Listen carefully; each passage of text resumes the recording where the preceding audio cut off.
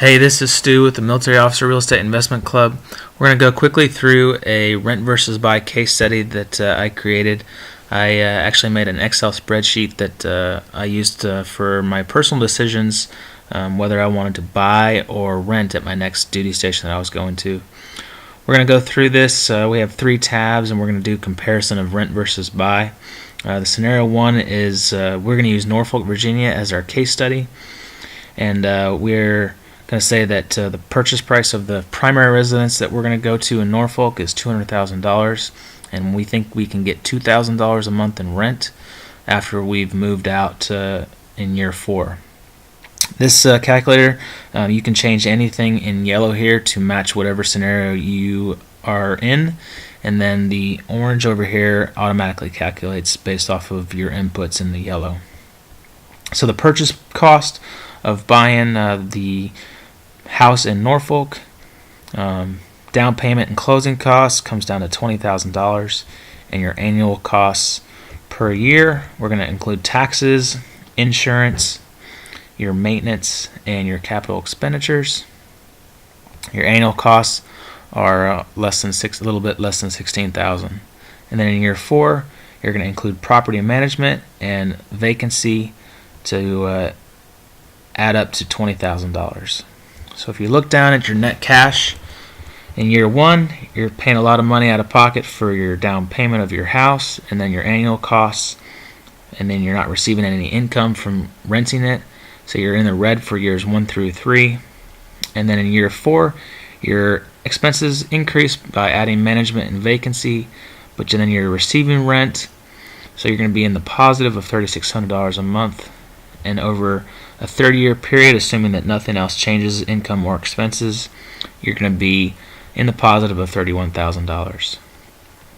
Now, scenario 2, let's say you decided to rent instead, and you're going to rent at that same price of $2,000 a month, which comes to $24,000 a year, but you still want to buy an investment property, so you've decided that you're going to instead buy a property down in Texas, and you're going to buy a fourplex. And that purchase price is $200,000, and you're going to receive $2,000 a month in rent.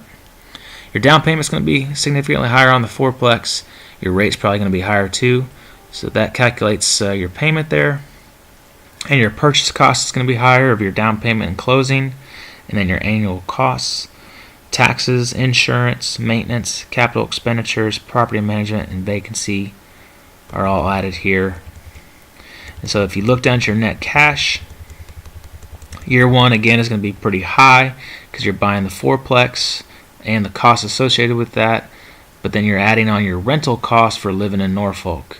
But at year 1, you're already receiving income from the fourplex, but it doesn't offset it, so you're still in the negative for years 1 through 3.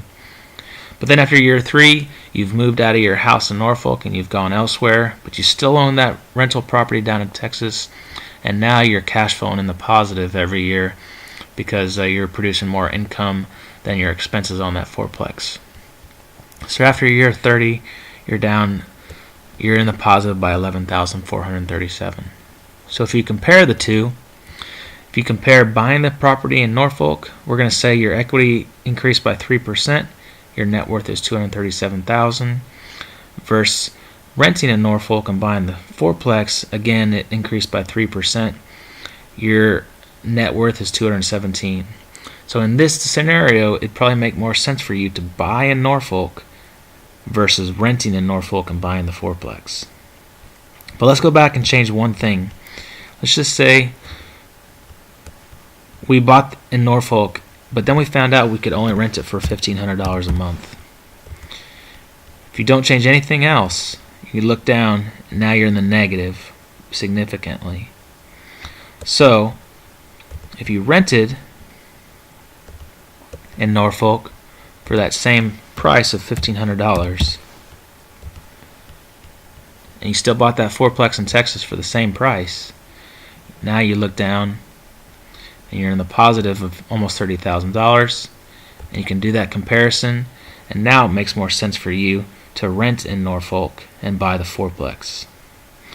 So using this calculator really helped me make a decision on where if I wanted to buy or rent at my next duty station.